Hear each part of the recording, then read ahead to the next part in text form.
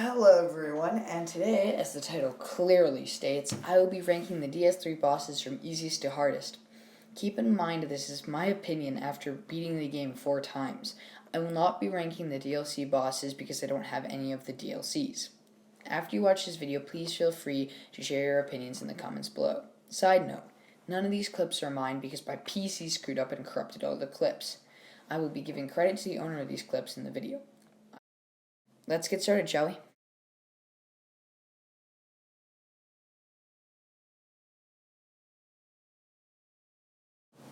It really goes without saying that the Ancient Wyvern is the easiest boss in the game.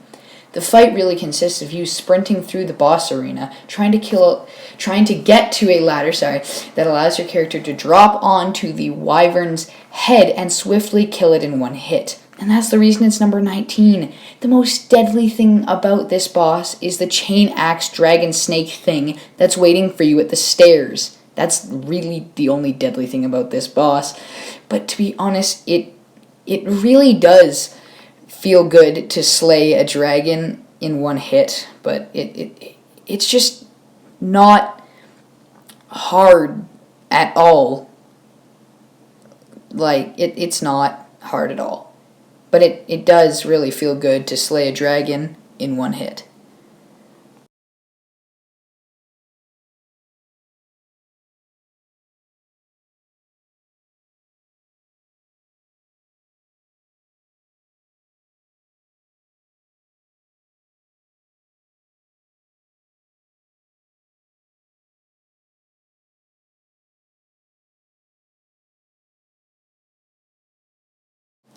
Ah, Chungo. Just to be clear, this is a great fight and I love the music, but to be honest, Vort doesn't deserve that ominous of music.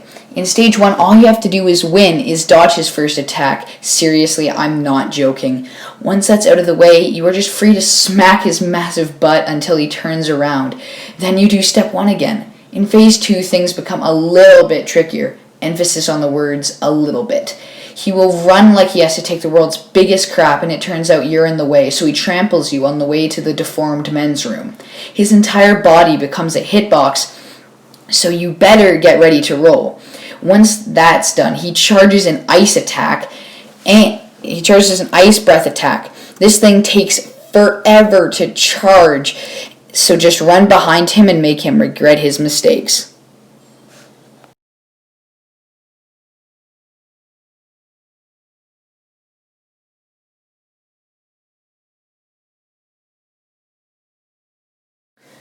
I really have no idea how to introduce this boss other than get the heck out of my way, you stupid blubberous fatty, so I can beat the raging pants off the red man.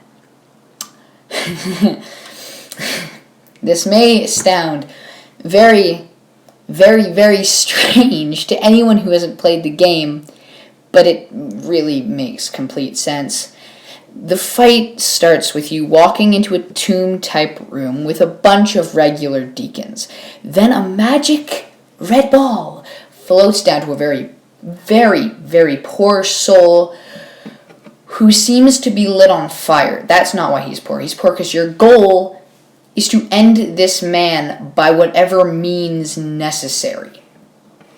When you kill him, it floats to another guy. This will repeat 5 times.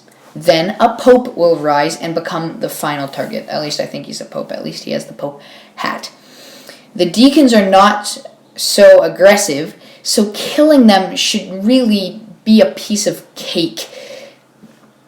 They have only a couple of ways to kill you. 1, all attacking you at once. This is extremely rare. 2, summoning a curse orb that completely obliterates your health, although it's decently easy to dodge. And finally, a curse storm, which is seen in the video in the back, which is very rare to see, and you don't get hurt by it unless you leave fighting the deacons. And you have to be decently passive to trigger it. Come on, they're really not that hard. Anyway, that's the deacons. Next boss!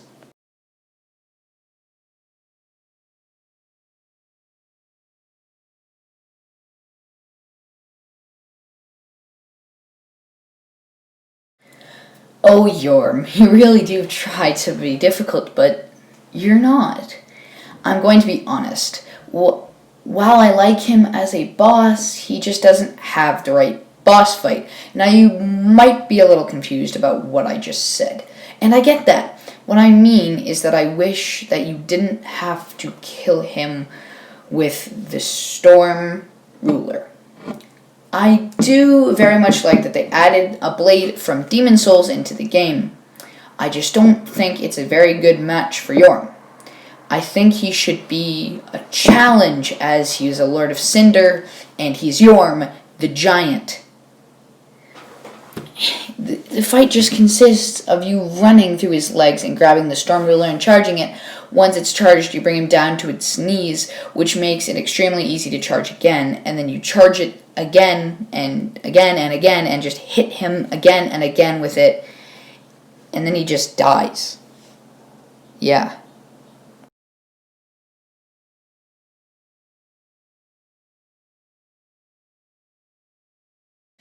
Oh my gosh, I hate this boss. Not because of the difficulty, let's be honest, but because it's disgusting, annoying, and frankly, a waste of my time. This fight is popping blood-filled zits all over a tree. And once its main zit pack is wasted, it decides, hey, I'm going to throw myself at the floor as hard as physically possible. It ends up breaking the floor, and everyone around you breaks their legs. Somehow, your legs are perfectly fine, but I'm just going to skip past that. Then a hand bursts out of its stomach, because why the heck not? And then you just have to do the same thing, and boom, you've killed it. The one reason that this is higher than everyone else so far is because of that hand, as well as its acid stomp. Next boss, please.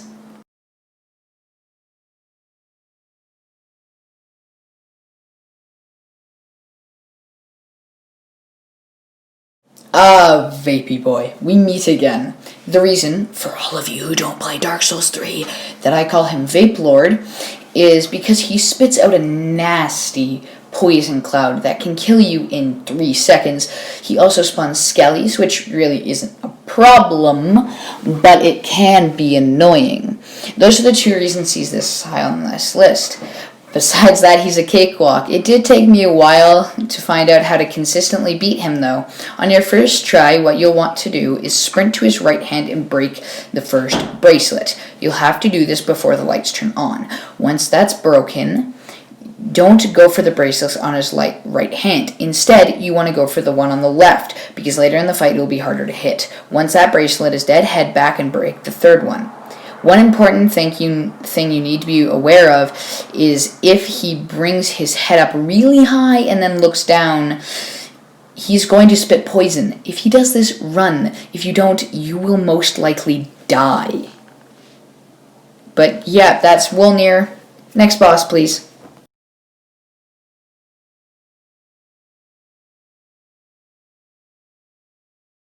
Some of you may be surprised as to why I put the starting boss in the game this high. This is because on my first playthrough I took 7 tries to beat him.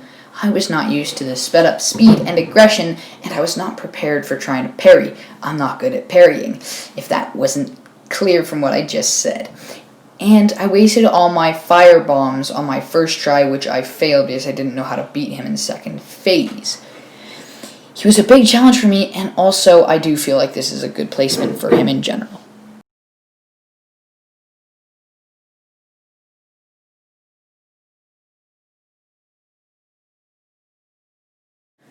Without a doubt, one of my favorite bosses. I love the sudden gank, I love the shifting of alliances. I found this fight very, very difficult because of the gank on my first playthrough.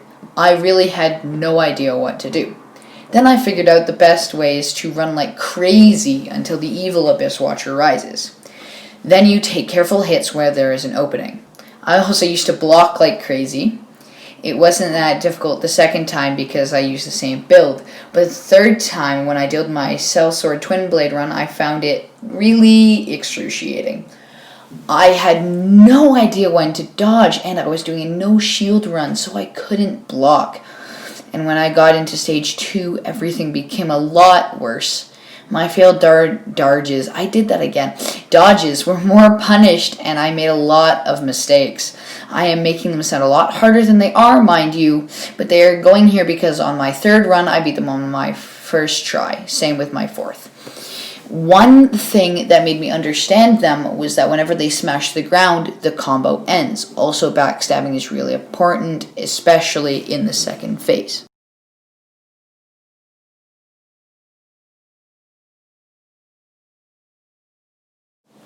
I don't really have much to talk about the Sage. I usually find it a pretty easy fight. The reason he's this high is because you can easily get confused. What I mean by this is that sometimes it's hard to find him and he can deal out a ton of damage if you're not careful. His spells and clones annoy me. I hate his clones. I think that killing them might be a waste of time, but then if you don't, you get ganged by all of them if you die, and you die quickly. That's really all that I have to say about the Sage.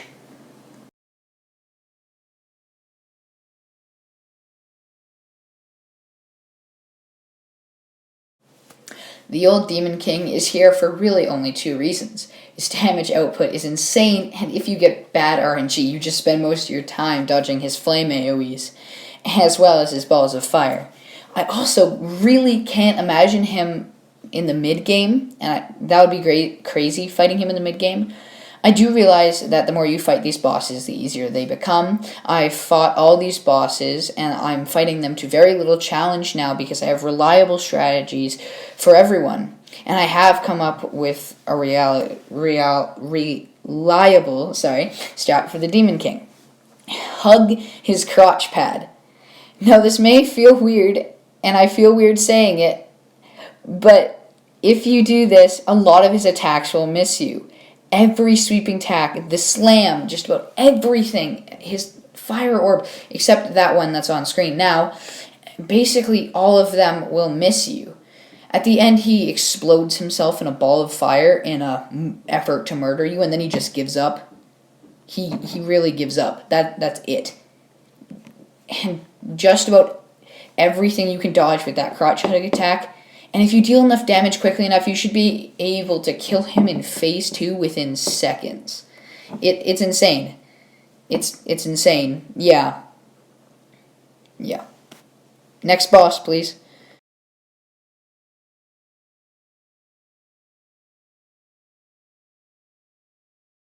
Osiris, the Consumed King. Osiris is a weird boss. He starts the fight with some creepy dialogue, and then when he kills you, he says, "Ah, ignorant slaves, how quickly you forget." Forget what, Osiris? I don't know you at all. Seriously, we've never met.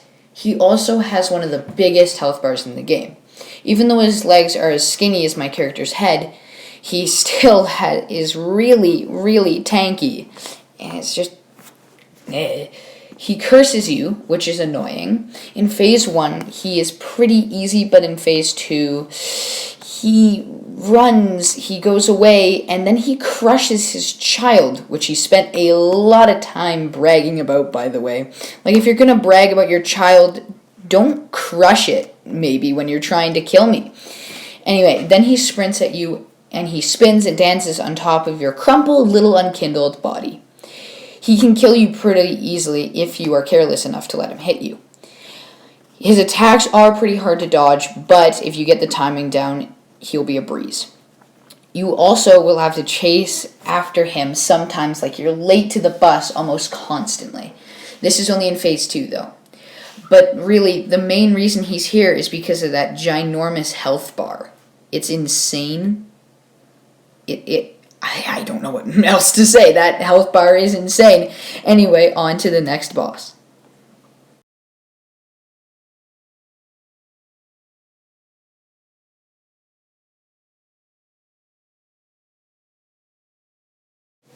Oh, how much I love the dancer fight. I really love it. All of her attacks and her music and the way she looks and acts is just so different than any other bosses.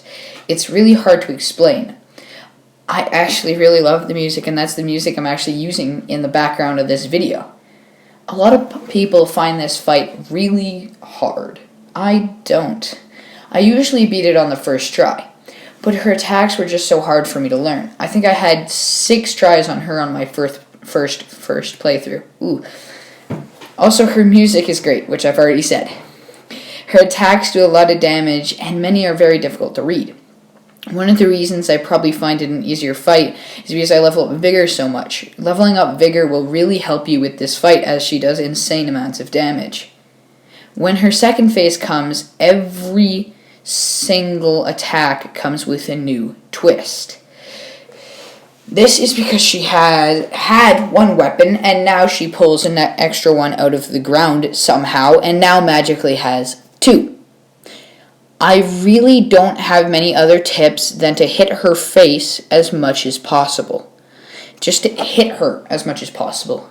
This may sound greedy, and it very much is, but she's really passive, so most of the time she's really passive, so take advantage of it. When she's just walking around, smack her face. Trust me, it'll pay off.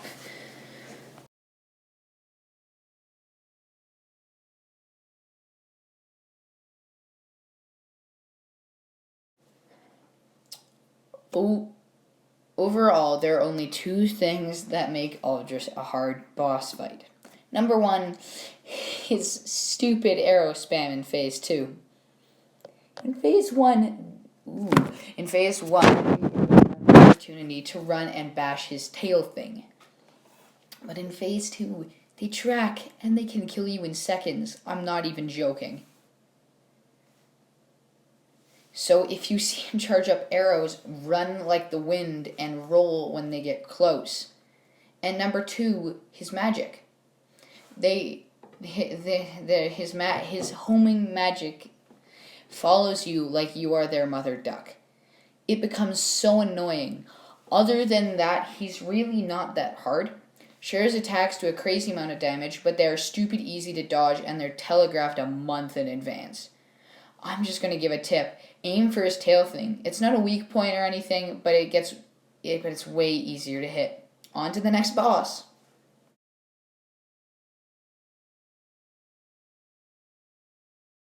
Let's talk about Pontiff. Number 1, I hate Pontiff's combos. They really do go on forever, and if you hit him, it's really, really hard to get out of them. His attacks hit for a lot, and I can never seem to read them. The reason he's this high on this list is because of the first phase. Now, some of you think the first phase is the easy part. Just parry and on to the second phase, but I really don't think it's that easy. For 1, I can't parry, and 2, I just can't handle the aggressiveness of it. It's insane. I can never heal in between his hits without taking another one. It's just insane. I think the second phase is honestly a lot easier. You know what his attacks are going to be, and he is much less aggressive. That's why I always leave his clone alive. I think he should be lower, but I have a reason he's this high. A lot of people talk, I have a bunch of reasons. A lot of people talk about how hard he is, and it just intimidates me. But once I get past that, it's a lot easier, and once I realized that that it's a better idea to leave the clone alive, so he's less aggressive, and he broadcasts his attacks in the future.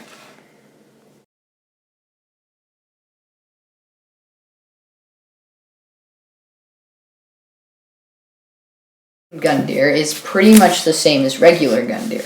His attacks in Phase 1 are exactly the same as Phase 1 in regular Gundyr, but they're much faster. This part I actually find easier than regular Gundyr because I'm more attuned from the rest of the game to a faster moveset. The second phase is really why he's here. He becomes super duper fast and his attacks flip you like a pancake. He is so aggressive, and I often die whilst trying to heal or very much at the end during to greed. But that's really all I have to say about Gundyr's non-deformed twin.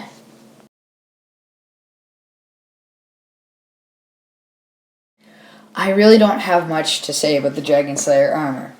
It seems to be a trend with me lately that I don't know what to say about these bosses. Anyway, the armor is a really cool boss. The shield is a new thing to get used to, and it uses it to block for a lot of the fight. It will also smack you around quite a bit with the shield. The armor does a lot of damage, and depending on your health, you will often die in 2 to 3 hits. The thing is, the hits are easy to dodge, and you can shield tank your way through them. With any shield, literally, I used the shield from like the Cursed of Greatwood fight, and I tanked through them. They're also very punishable, so make sure once its combo is done, you hit it once, twice, or maybe 3 times, depending on your weapon. The second part of this fight is where the weird dragonfly-looking things in the sky decide they're going to take interest in you. They will fire lasers and fire at you. You will have to learn to avoid these, but that is really all there is to this fight.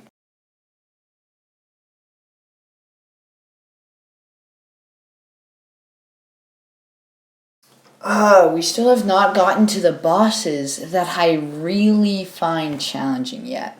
But the Twin Princes are an easy warm-up. Decent warm-up, sorry. They're not easy at all. The first prince begins the fight by teleporting all around you and slamming his blade into your face till it's been reduced to mush. A lot of people find this fight hard, but he doesn't have that many combos, and it's really often easy to guess what he's going to do next. And you'll have to learn the proper damage if you want to pound his face in too. The cream of his attacks is a giant slam that obliterates you if you don't dodge it correctly. The timing is really, really, really weird, and I'm going to tell you what I think the time is to move. Watch very carefully, and a millisecond before it hits. I'm not even kidding. Very, very quickly before it hits. Not any more than a millisecond, or else you'll get hit by it. It has amazing tracking. Okay. Make sure you dodge right. Now in the second phase, the backpack kid will cast a spell that does about half the damage of the slam. So he'll have to dodge twice. Once in the slam, once after. Not right away. Wait a half second before dodging the second time, though. This brings us to the second phase. The goal is to kill the prince that's trying to cosplay as Backpack Yoda. To do this, you'll need to dodge and get behind them. This is the only way the second prince can be hit.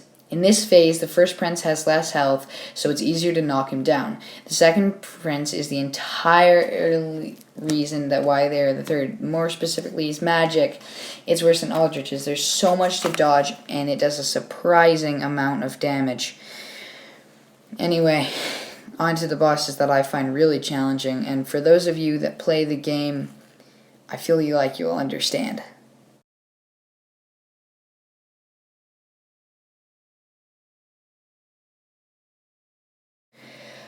The final boss in the game is the Soul of Cinder. If you really think about it, there was a spoiler right when this game came out for the final boss of the game, because it's on like the game front page, the game anyway, yeah. I really find this boss hard for a lot of reasons. It's relentless. It will never stop chasing you. It has 5 variants, and you'll need to learn all of the attacks. It can heal, it has magic, pyro, and poison. Basically every trick in the book. I don't have many tips for the regular spear and pyro version, but I do for the last 2. The magic version is the melee character's best friend. All the attacks are simple and easy to dodge. The best attack for him to do is to go Super Saiyan. This sounds weird, and by the way it is, but he will launch a blast of energy, and you can get behind him and punish. Once you have drained his health bar, get the heck away. He will explode and basically become Gwyn, the final boss from the first game. You have to treat this like any other fight, but there is one attack that he will do when he two-hands his sword and holds it up on his shoulder for longer than he should. Anyway, this attack is a sorcerer's best friend, but not melee characters. Get away first of all, roll away, back away as soon as you see him doing this, because you'll die if you get caught in it. But if you're wielding magic, once you get away, we throw all you have at him. And now, we get on to the final boss of the game.